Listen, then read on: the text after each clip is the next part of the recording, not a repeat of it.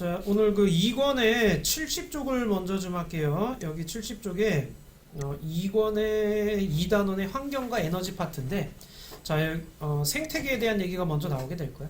자, 이 어렸을 때부터 생태계에 대한 얘기는 많이 들어봤을 텐데, 자, 여기 지금 생태계라고 하는 게 생물과 환경이 영향을 서로 주고받는 걸 가지고 우린 생태계라고 얘기를 해요. 자, 이렇게 생물과 환경이 주고받는 체계를 가지고 우리는 생태계라고 얘기를 하는데, 이것 꼭 좀 기억해줘. 개체, 개체군, 군집, 생태계. 구분을 할 수 있으셔야 돼요. 자, 먼저 개체 같은 경우에는 뭘 얘기하는 거냐? 하나의 생명체. 자, 하나야. 그냥 한 명 얘기한다고 생각하시면 돼요. 하나의 개체를 얘기를 하는 거고요. 그 다음에 그 개체들이 모여있는 걸 개체군이라고 얘기를 하는 거야. 개체들이 무리를 지고 있는 거를 개체군이라고 얘기를 해요.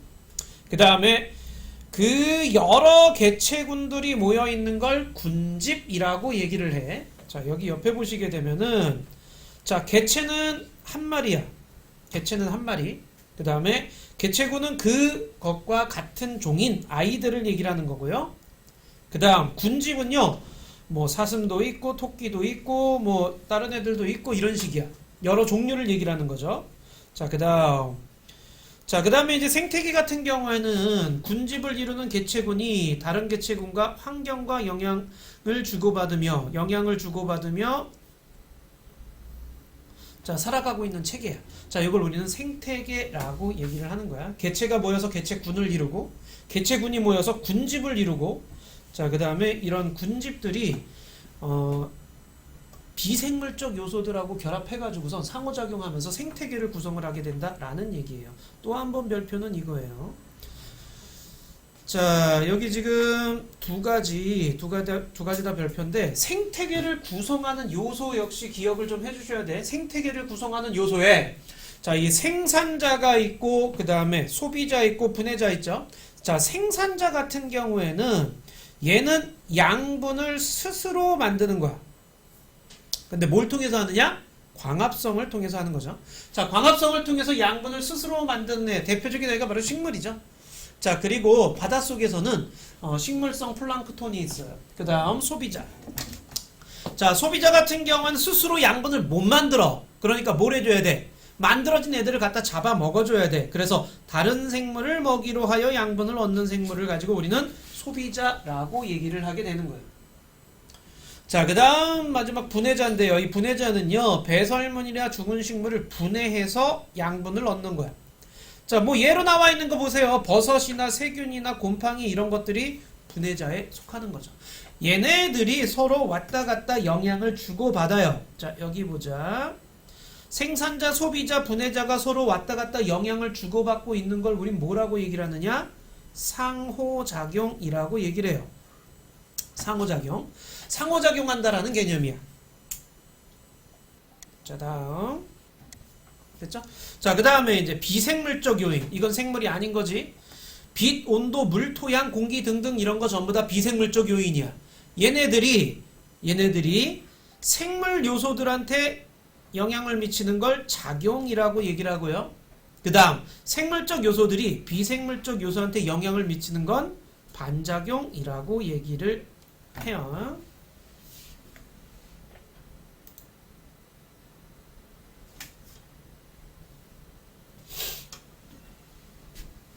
자, 이렇게 생태계는 이런 비생물적 요소와 생물적 요소들이 서로 상호작용, 작용들을 하고 있다라는 얘기야. 그 다음 또 하나, 요거 플랑크톤 좀 잠깐 볼게. 자, 플랑크톤은 한 종류가 아니에요. 자, 식물 플랑크톤이 있고요, 동물 플랑크톤이 있어요. 자, 식물 플랑크톤은 생산자에 속해, 광합성하니까. 근데 동물 플랑크톤은 소비자에 속해요. 이거 잡아먹으니까. 오케이? 자, 그것도 구분할 수 있으셔야 돼요. 그렇다면, 자, 위에서 생물과 환경이 상호작용을 한다라고 얘기를 했죠. 자, 이 상호작용을 하는데 비생물적 요인에 나와 있는 애들이 빛, 온도, 물, 토양, 공기 등이 있잖아요. 이런 것들이 생물하고 어떻게 상호작용하고, 반작용하고 있는지 그거에 대한 얘기를 할 건데, 자, 먼저 빛의 세기와 파장, 일조 시간 등이라고 하는데 먼저 빛의 세기예요. 자, 이 빛의 세기 같은 경우에는 센 빛이냐, 강한 빛이냐, 약한 빛이냐, 그거 얘기하는 거야. 자, 여기 지금 식물 종류에 따라 생존에 유리한 빛의 세기가 다르다라고 얘기를 했죠. 빛이 강한 환경에서 잘 자라는 애들이 있고요. 그 다음에 약한 환경에서 잘 자라는 애들이 있어요. 자, 그리고 일반적으로 빛의 세기가 강한 곳에 있는 애들은 잎이 두꺼워요. 빛의 세기가 약한 곳에 있는 애들은 잎이 얇아요. 오케이? 구분. 자, 그다음 옆에 보시게 되면 이렇게 돼 있어요. 그 잎의 단면을 보게 되면은요, 단면에 이렇게 표피, 여기 겉에가 이제 표피 조직이야. 자, 표피가 있고 그 바로 밑에 이런 식으로 돼 있는 조직, 세포들이 이런 식으로 돼 있는 애들이 있어. 나란하게 따다다닥 붙어 있는 애들이 있어. 여기를 우리는 울타리 조직이라고 얘기를 해요. 자, 어렸을 때 배운 거 기억나나 모르겠지만 이 표피세포에는 엽록체 있다 없다? 표피세포는 엽록체 없죠. 자, 빛이 통과해요. 그럼 엽록체 어디 있느냐? 여기 밑에 있는 세포들에 주로 있어. 특히나 여기 지금 밀집되어 있는 요 부분 있죠. 여기 울타리 조직. 자, 이 울타리 조직이라고 하는데 여기에 광합성을 가진 세포들이 밀집되어 있는 거야. 그래서 저기서 열심히 양분 만들어요. 울타리 조직 밑에는 해면 조직이라고 얘기를 하는데 여기는 듬성듬성 있어. 물론 광합성이에요. 자, 그리고 여기는 주로 공기가 왔다 갔다 거리는 통로에 해당되는 거예요. 자, 그리고 역시 뒤에 다시 표피, 그리고 공변세포 있죠. 공변세포도 광합성은 하죠. 그죠? 자, 이거 기공 우리 배울 때, 2학년 때 기공 배울 때 했었던 건데, 여기서 지금 얘기하고 싶은 건 울타리 조직이에요. 울타리 조직은 주로 광합성이 잘 일어나는 햇빛을 잘 받는 곳에 있는데, 강한 빛을 받는 잎은 울타리 조직이 두꺼운 반면 약한 빛을 받는 잎은 울타리 조직이 얇아요. 즉, 이 두께의 차이가 생기게 돼. 자, 그러면은 빛의 세기에 대한 얘기 다시 한번 얘기할게요. 산이 이렇게 있으면은요, 산이 있으면 위쪽, 그러니까 이 나무가 이렇게 있을 때, 위쪽에 있는 잎들이 있죠. 하나의 나무라도 위쪽에 있는 잎들은 어때요? 햇빛을 그만큼 굉장히 많이 받겠죠. 근데 안쪽에 있는 잎들은요, 햇빛을 적게 받겠죠. 그럼 얘네들의 두께 차이가 있다라는 그런 얘기가 되는 거예요. 알겠죠? 자, 그래서 이런 식으로 빛의 세기가 생물 구성에 영향을 미치고 있어. 자, 그 다음에 빛의 파장이에요. 자, 우리 요거부터 얘기하자. 이거 1학년 때 배웠던 거. 자, 빛이 왔어요. 그럼 이렇게 빨주, 노초, 파남보 분산 일어나는 거 기억나니? 자, 프리즘을 통과한 빛이 빨주, 노초, 파남보 이런 식으로 분산이 일어나는 거죠. 여기서부터 여기까지 우리 눈에 보여. 이걸 우린 뭐라고 한다? 눈에 보이는 광선이라 그래서 가시광선이라고 얘기를 하죠. 자, 그 다음에 이렇게 분산이 일어나는 이유는 얘네들의 빛의 파장이 서로 다르기 때문에 그래요. 그래서 이쪽에 이제 빨간색이 있고요. 이쪽에 빨주, 노초, 파남, 보라색이 있고 이런 식이야. 그럼 빨간색 바깥쪽에 있는 빛은 뭐였니?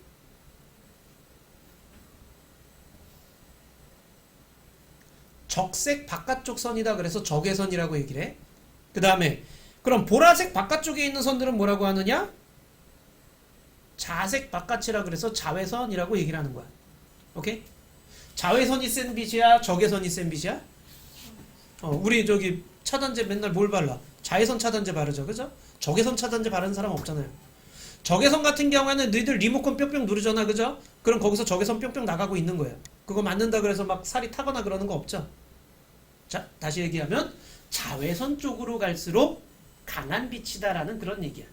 그러면 가시광선 중에서는 누가 강하겠니?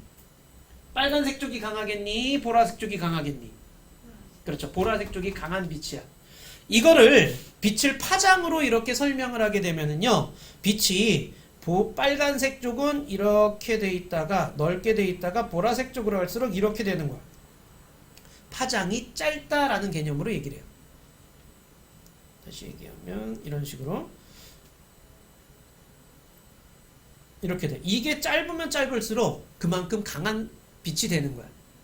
됐니?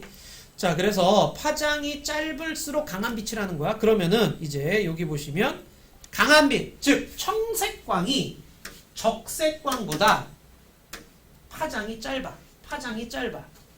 파장이 짧으면 강한 빛, 센 빛이니까 어디까지 들어가? 깊이까지 들어가. 이렇게 생각하시면 돼. 오케이? 자, 그러니까 깊은 곳에서는 청색광이 들어가고요. 그 다음에 얕은 곳에서는 적색광이 들어가요. 그러면 물속에 사는 애들 중에서요, 광합성을 하는 애들은 빛을 받아야 될 거 아니야. 광합성을 하는 애들은 빛을 받아. 그런데 깊은 곳에 사는 얘네들은요, 주로 어떤 빛을 많이 받느냐? 청색광을 이용해서 광합성을 많이 하게 되는 거야. 청색광을 이용해서. 그래서 걔네들이 누구냐? 바로 홍조류에 해당돼요. 홍조류. 자, 조류 중에 홍조류들은 깊은 곳에 서식할 수 있어. 왜? 파란빛은 거기까지 오거든. 근데 녹조류 같은 경우에는요, 붉은색 빛을 이용해요. 자, 여기 적색광을 이용해가지고 광합성을 하는 애들이야. 그러니까 깊이 들어갈 수 있어? 없어? 녹조류는 깊이 못 가. 어디 있어? 주로 겉부분에 많이 있다라는 그런 얘기야.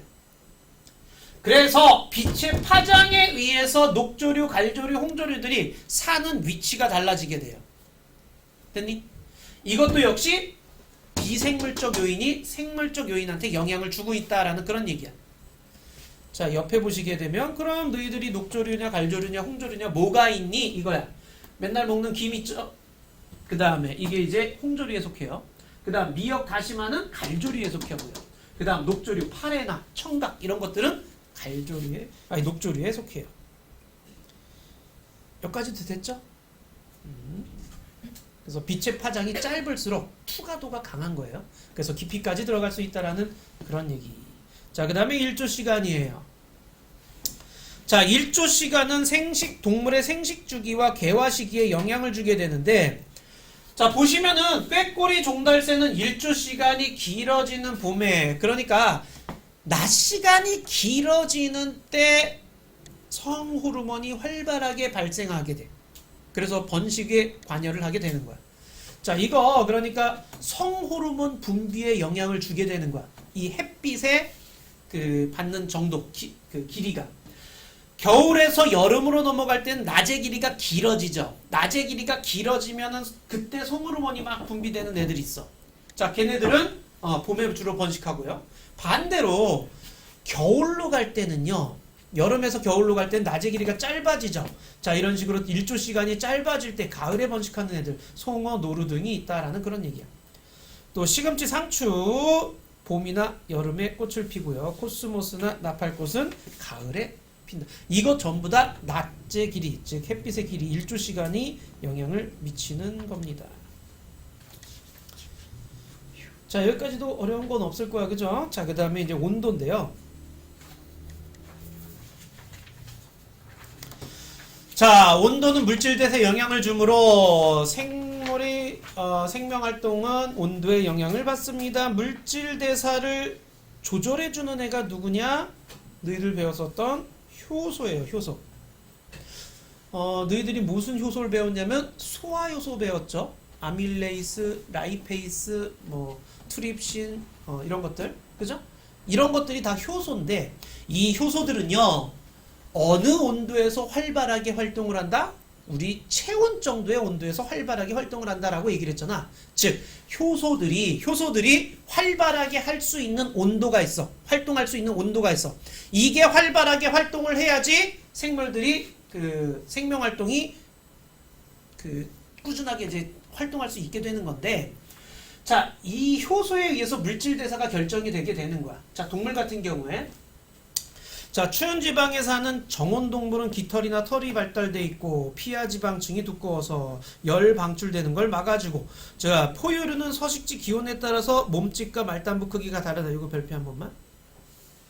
북극여우, 사막여우 얘기할 건데, 북극여우가 몸집이 크고 말단부가 작아요. 북극여우가 여기 있죠. 이게 북극여우고 이게 사막여우예요. 그죠? 본 적 있죠? 자, 북극여우 같은 경우에는요, 덩치도 커요. 근데 여기 귀가 굉장히 짧죠? 근데 사막여우는 덩치가 작죠? 근데 귀는 굉장히 크죠? 사막여우는 말단부가 커요. 말단부가 커요. 그 다음에 북극여우는 말단부가 작아요. 대신 북극여우는 덩치가 커요. 사막여우는 덩치가 작아요. 이게 왜 그러냐면 사는 곳에 따라서 체온을 유지하기 유리한 방향으로 지나왔기 때문에 그래. 자, 북극여우 같은 경우는 몸집이 크고 귀가 작습니다. 단위 부피당 체표 면적이 작아 열 방출량이 적다 라고 얘기를 하는데 요거 72쪽에 있어. 자, 72쪽에 있어. 자, 여기 지금 보시면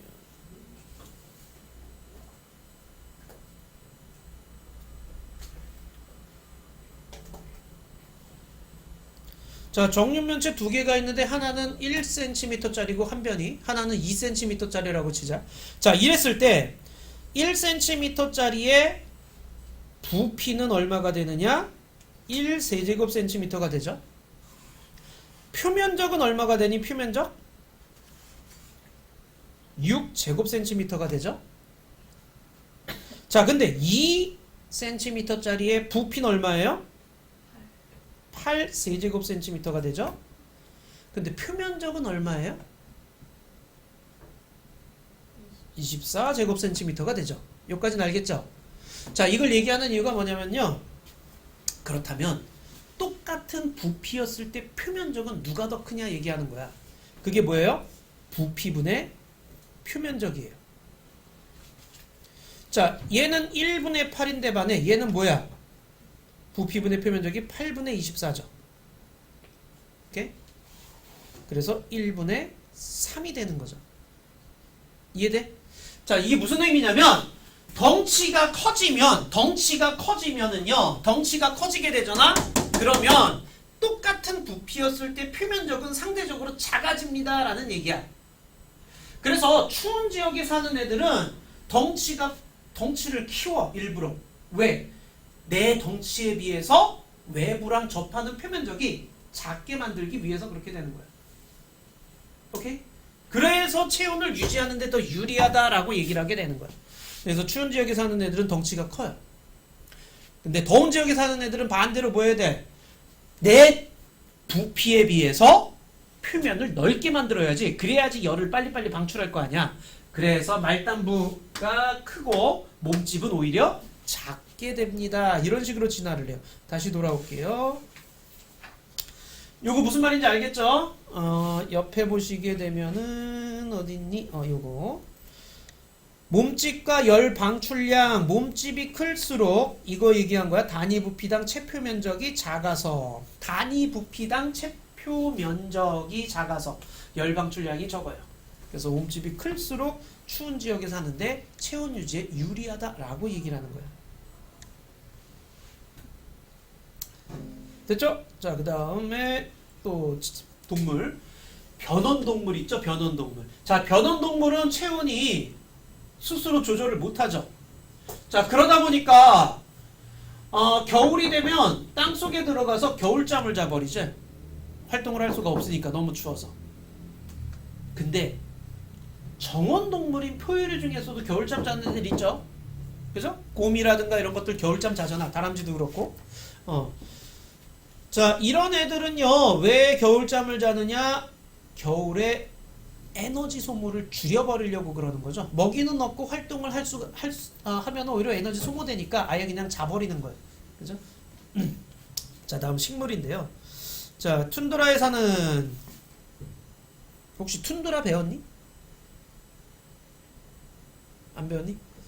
자, 우리 그 동토층이라고는 들어봤니? 동토층? 이게 툰드라는요, 그러니까 굉장히 추운 곳 얘기하는 거야. 뭐 러시아 시베리아 상단부 그쪽 북극 가기 전 뭐 이런 데라고 생각하시면 돼. 그러니까 여긴 어때? 추워. 여름 되면은 잠깐 햇빛 비쳐.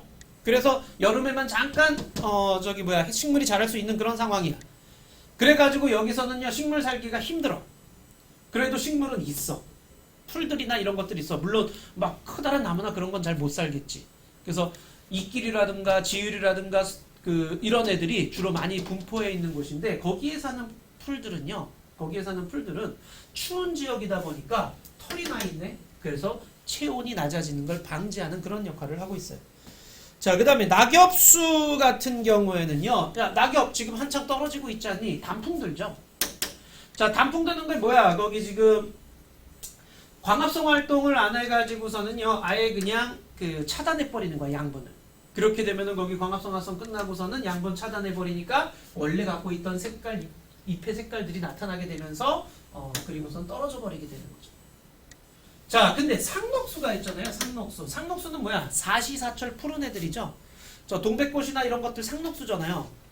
자, 걔네들 그 상록수인 애들 겨울에도 잎이 파란 애들. 걔네들 한번 띄어다가 한번 보세요. 그러면은 큐티클층이라고 해가지고서는요. 잎의 겉부분에 왁스층이 있어. 자, 이 큐티클층이 굉장히 두꺼워요. 그리고 잎 자체도 두꺼워. 자, 얘네들은요. 잎을 떨어뜨리지 않아. 그리고 나서 겨울을 나. 그 푸른색으로 나. 자, 어떻게 그렇게 하느냐? 잎 안에 어떻게 해주냐면은 그 포도당의 농도를 높여버려요. 그러면은 너희들 소금물이 얼지 않는 원리랑 똑같아. 혼합물을 만들어서 어느 점을 확 낮춰버려가지고 안 얼게끔 만드는 거야. 그리고 큐티클층도 굉장히 두껍게 해놓고요. 진화되고요. 자, 그래서 낙엽수랑 그 다음에 상록수랑의 얘기였어요. 오케이. 자, 이게 이제 온도와 그 다음 생물에 대한 얘기고요. 그 다음에 물과 생물에 대한 얘기인데, 자, 이 생물 살아가는 데 있어서 물은 굉장히 꼭 필요한 애들이야. 물은 생물 구성하는 데 있어서 가장 많고 우리 몸에 제일 많은 게 물이죠. 자, 구성하는 데도 많고 생명 현상에도 유지하는 데 굉장히 필요해. 그래서 몸속에 수분량을 일정하게 유지시켜 주는 게 굉장히 중요하죠. 우리도 물이 부족해지면 탈수 증상 나타나면서 죽어버리잖아. 자, 얘네들도 마찬가지야. 그래서 곤충은 어떻게 하느냐? 곤충 표면은 키틴질로 되어 있어요. 옆에 키틴질 한번 잠깐 볼까? 키틴질, 곤충류나 갑각류와 같은 동물의 몸을 감싸는 외골격을 이루는 물질. 뭐 새우 껍데기, 개 껍데기. 그 다음에 곤충들 이렇게 우리가 이렇게 쭉 눌렀을 때 빠직거리면서 터지는 애들 있잖아요. 부러지는 듯한 느낌. 그런 애들이 전부 다 키틴질이라고 생각하시면 돼요. 자, 그래서 요런 키틴질로 되어 있어 가지고요. 물이 날아가는 걸 막아주고요. 새의 알은 단단한 껍질로 쌓여 있어요. 그 다음에 도마뱀이나 뱀은 표면이 비늘로 되어 있어요. 자, 도마뱀이나 뱀은 비늘로 되어 있고 단단한 껍질로 되어 있고 이런 식으로 수분 손실을 막아주는 역할을 하게 됩니다. 자, 그 다음 사막에 사는 포유류 같은 경우에는요. 오줌으로 나가는 물도 어떻게 해야 돼? 아껴야 돼. 그렇기 때문에 아끼다 보니까 농도가 진한 오줌을 배설해줘요. 농도가 진한 오줌을 싸대고 있어요. 자, 그 다음 식물 같은 경우에는 물속이나 물 위에 사는 식물들 있잖아요. 물속이나 물 위에 사는 식물들, 여기 수련이나 생이가래는 아마 처음 들어봤을 텐데 뭐 어떻게 사진을 보여줄 수도 없고 이거 한번 검색 한번 해보세요. 뭐 저기 물 위에 이렇게 떠다니는 수초라고 생각하시면 돼요. 수초. 자, 물 위에 떠다니는 수초인데요. 얘네들은요, 물 위에 수련도 그렇고 생이가래도 그렇고 물 위에 떠다녀. 연못이나 이런 데 떠 있어. 자, 얘네들 관다발이나 뿌리가 발달하지 않습니다. 그런데 뭐는 발달하느냐 체크하자. 통기 조직이 발달. 물 위에 떠 있는 애들이니까 물이 지천에 깔려 있잖아. 뿌리가 발달할 필요가 없죠. 그리고 관다발은 뭐야? 물관, 체관 있잖아요. 근데 얘네들은 물이 천지에 있으니까 사방에서 다 물을 얻을 수 있어. 대신에 얘네들 안 가라앉으려면 안에 공기를 많이 머금고 있어야 될 거 아니야. 그래서 공기라든가 이런 것들이 지나가는 기체가 지나가는 통기 조직이 발달돼 있다라고 얘기를 하게 되는 거야. 됐죠? 자, 그 다음에 건조한 곳에 사는 잎들 보시게 되면은요. 선인장 알로에 딱 보면 알죠? 잎이 가시로 변해서 수분 증발을 막아주게 되죠. 그 다음에 저장하는 조직이 발달해요. 뿌리나 줄기 등에 이렇게 저장하는 조직이 발달하게 되는 거죠. 여기까지 됐니? 오케이. 그 다음에 토양과 생물인데요.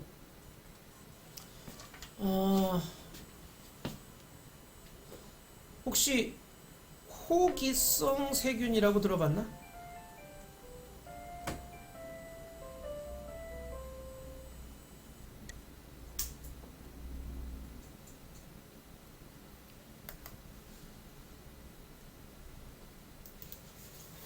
자, 그 다음에 보시게 되면은 요번에는 토양과 생물에 대한 얘기인데, 이 토양과 생물 같은 경우에는 말이다.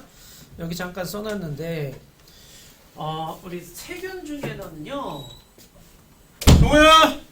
세균 중에서는 호기성 세균이라는 것과 혐기성 세균이라는 게 있어요. 자, 호기성 세균 같은 경우에는요, 산소를 이용해 가지고선 분해를 해요. 유기물 분해할 때 산소가 있어. 근데 혐기성 세균은요, 산소가 필요가 없어요. 그러다 보니까 산소가 올 수 있는 표면 같은 경우는 호기성 세균이 주로 많이 분포를 해 있고요. 그 다음에 혐기성 세균 같은 경우에는 토양 깊은 곳에 살기 적당하게 되는 거죠. 자, 이렇게 얘네들이 유기물을 분해해 주면은요, 그걸 토대로 해가지고 식물이나 이런 것들이 이제 자랄 수 있게 되는 거죠. 그래서 수많은 생물의 서식지이며 뭐 이렇게 써져 있는 게 바로 그거예요. 됐죠?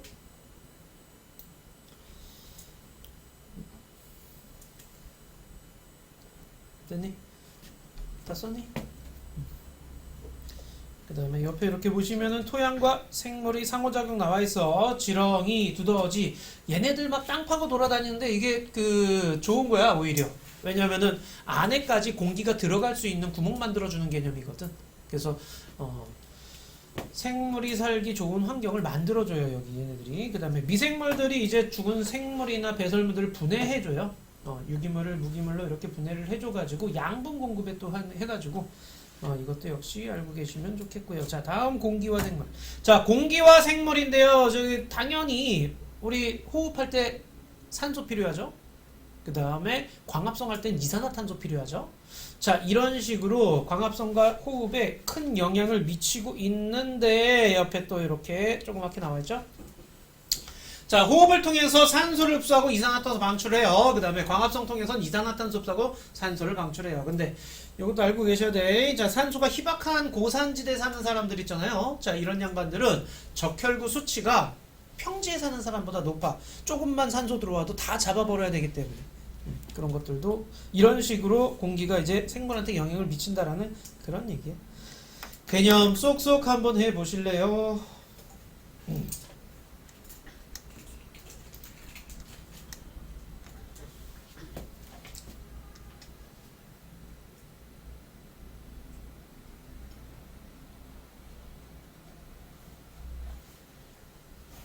오케이. 1번에 X55X5죠. 오케이? X55X5예요. 자, 1번에요. 뭐가 틀렸니? 개체들이 모이면은 군집이 아니라 뭐가 되는 거야? 개체군이 되는 거예요. 군집은 개체군이 모여서 되는 거고요. 자, 그 다음에 동물은 생산자 아니라 그랬죠? 동물 플랑크톤은 소비자예요. 그래서 틀렸어. 됐죠? 자, 1번은 뭐겠니? 강한 빛, 약한 빛이니까 깊은 환경 요인이 빛이 되는 거죠. 됐어? 자, 그 다음 2번은요. 겨울잠 잔다. 겨울에 겨울잠 잔다. 그러니까 이거는 온도에 관련 있는 거죠. 온도죠. 춥냐 덥냐에 대한 얘기야. 자, 단단한 껍질 수분 증발 막아준다 그랬죠? 이거는 물에 대한 얘기고요. 적혈구가 많다 적다 이거는 산소에 대한 얘기죠. 즉 공기에 대한 얘기가 되는 거예요. 오케이? 자, 넘어갈게요. 자, 이것도 보세요.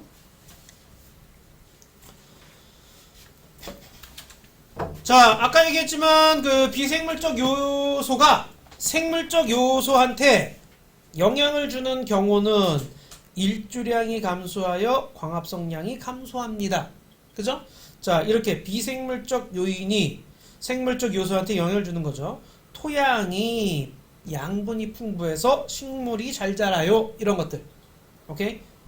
비생물 요소가 생물들한테 영향을 주는 거 얘기하는 거야. 자, 다음 반대로 생물적 요소들이 비생물적 요소한테 영향을 주는 거. 낙엽이 쌓여서 토양이 비옥해지는 거. 이거 생물인데 비생물한테 영향 주는 거죠.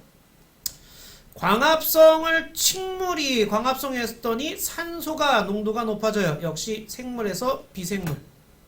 자, 그 다음 지렁이 생물. 그 다음 토양 틈 만들어 비생물 이런 거죠. 어렵지 않죠? 이거 예시들이 나왔을 때 찾을 수 있으시면 돼요. 자, 개구리 개체가 줄었더니 메뚜기 개체가 감소했다. 이거는 여기죠. 생물 요소들끼리의 상호작용에 해당되는 것들이죠. 자, 여기 보자. 낙엽이 쌓여 토양이 비옥해진다. 뭐가 뭐에 영향을 주는 거냐? 낙엽은 생물 요소죠. 생물 요소가 그 다음 비생물 요소한테 영향을 주는 거죠. 오케이? 생물 요소가 비생물 요소한테 영향을 주는 거야. 자, 그 다음 장일식물, 단일식물. 자, 장일식물은 낮의 길이가 일조시간이 길어졌을 때 나타나는 거겠죠. 장일이니까 낮의 길이가 길어지고 밤의 길이가 짧아질 때. 그 다음 단일식물은 낮의 길이가 짧아졌을 때 나타나는 애들이겠죠. 자, 이렇게 식물이 일조시간에 따라 계열시가 조절되는 거 관련 깊은 환경 요인은 당연히 빛이겠고요. 그죠? 이건 뭐 볼 것도 없죠. 자, 요거는 했던 거니까 넘어갈게요. 오케이. 한번 문제 가보자. 어려운 건 없었죠? 거기 뒤에 문제 한번 해보시는데 아마 1등급 문제는 좀 어려울 거야. 75쪽까지 해보도록 합시다. 모르겠는 건 그냥 별표 치세요. 오케이? 너무 고민 많이 하지 말고 앞에 내용 보면서 해주시면 돼.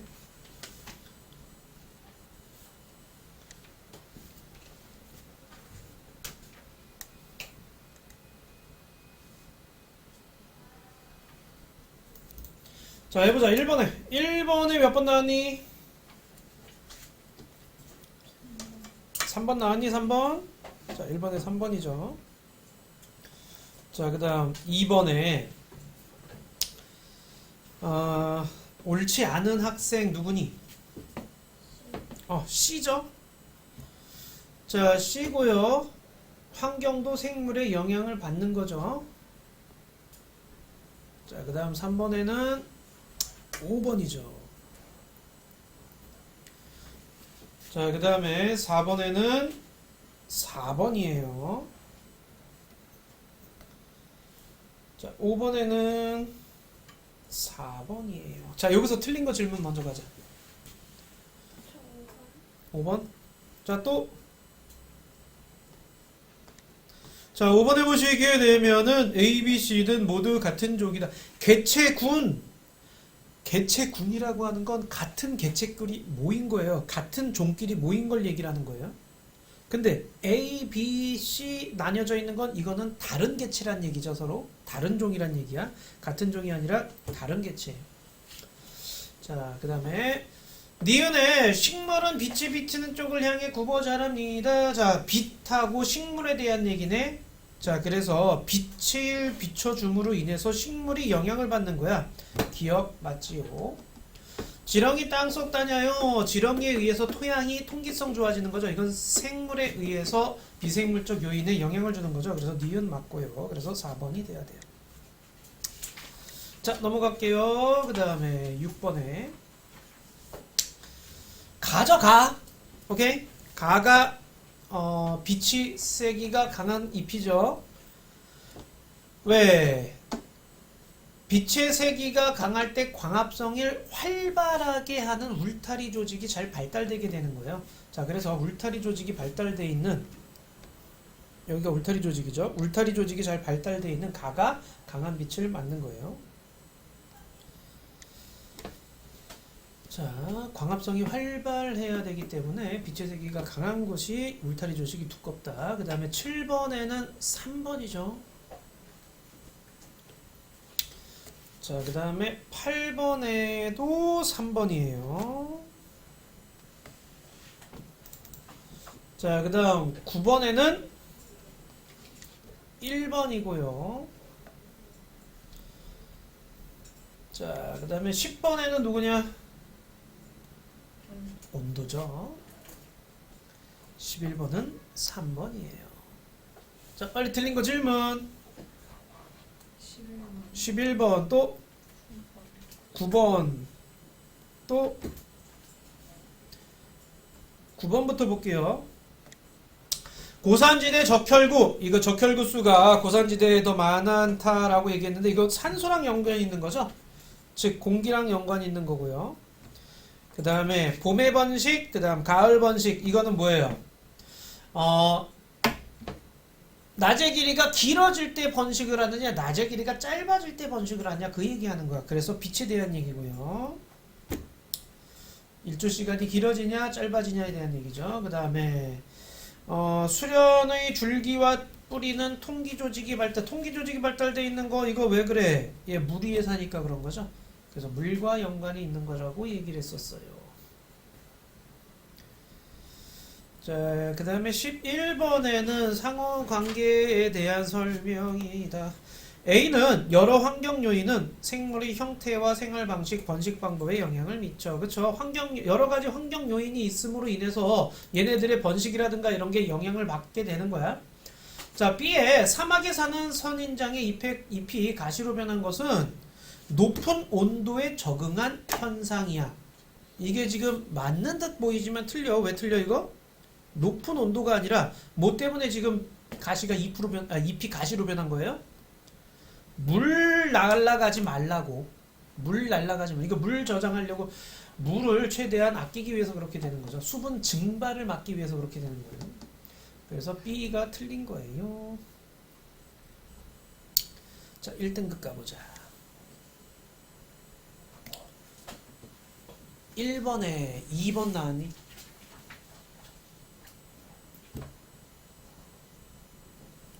틀린 사람 손? 오케이. 자, 보자. 이거 어려운 문제야. 개체군 A와 개체군 B가 있죠. 야, 개체군 A와 개체군 B는 서로 다른 종이에요. 근데 개체군 안에 있는 아이들끼리는 뭐야? 같은 종이 되는 거죠.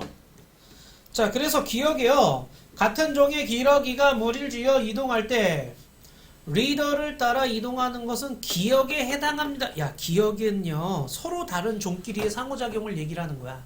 그죠? 그런데 지금 이거는 같은 종인 기러기 무리에 대한 얘기잖아요. 그러니까 같은 종 안에서의 상호작용인 니은에 해당하는 거죠, 이거는. 그래서 틀렸어요, 기억은. 됐니, 여기까지? 자, 그 다음에 메뚜기 개체가 증가하여 개구리 개체가 증가한다. 이거는 메뚜기와 개체 서로 다른 종에 대한 얘기죠. 그러니까 누구에 대한 얘기야? 기억에 해당되는 얘기죠. 그래서 틀렸어요. 자, 단풍 드는 거, 온도가 낮아져서 단풍 드는 거죠. 비생물적 요소와 생물적 요소의 상호작용, 즉 디귿에 해당하는 거죠. 온도가 낮아져서 단풍이 든다. 그래서 디귿은 맞는 거예요. 자, 그 다음 2번으로 가보자. 자, 2번에는 4번인데 틀린 사람 손? 자, 2번에는요, A는 홍조류라 그랬는데 C가 홍조류예요. 오케이? A는 녹조류예요. 됐니? 요거 저기 간단하게 생각할 게 뭐냐면은요, 녹조류 같은 경우에는 녹색이죠, 그죠? 무슨 빛을 반사시키겠니? 무슨 빛을 반사시키겠니? 너희들 빛 색깔 기억 안 나? 야, 빨간색 사과야. 빨간색 사과는 무슨 빛을 반사시키니? 빨간색을 반사시키잖아. 야, 이게 빨간색 사과라고 치면은 빨간색 사과가 있어. 그러면은 빨간 빛은 반사돼서 내 눈에 들어오니까 얘가 빨간색으로 보이는 거야. 녹조류 마찬가지야. 파란색은 반사시키는 거야. 그럼 무슨 색은 흡수를 하는 거야? 나머지인 빨간색 빛은 흡수한다라고 생각하시면 돼요. 그래서 적색광 흡수해서 주로 광합성을 해. 그런데 홍조류는 뭐예요? 홍조류는 붉은색 빛 도는 거죠. 빨간색은 반사시키고 파란색은 흡수하고 이런 식으로 생각하시면 돼. 오케이? 청색광을 흡수하고 이런 식이야. 자, 김, 우묵, 가사리는 청색광을 좋아합니다. 김이나 우묵, 가사리는 홍조류에 속해요. 그래서 그 청색광 주로 이용하는 거 맞고요. 해조류 분포는 빛의 파장에 영향을 받는 거죠. 파장이 짧을수록 깊이 들어가는 거예요. 자, 그래서 4번이. 그 다음에 3번에 1번 나왔니? 1번? 아닌 사람 손? 틀린 사람? 없어 이거? 넘어갈까? 그 다음 4번에는 5번 나왔니? 틀린 사람 손?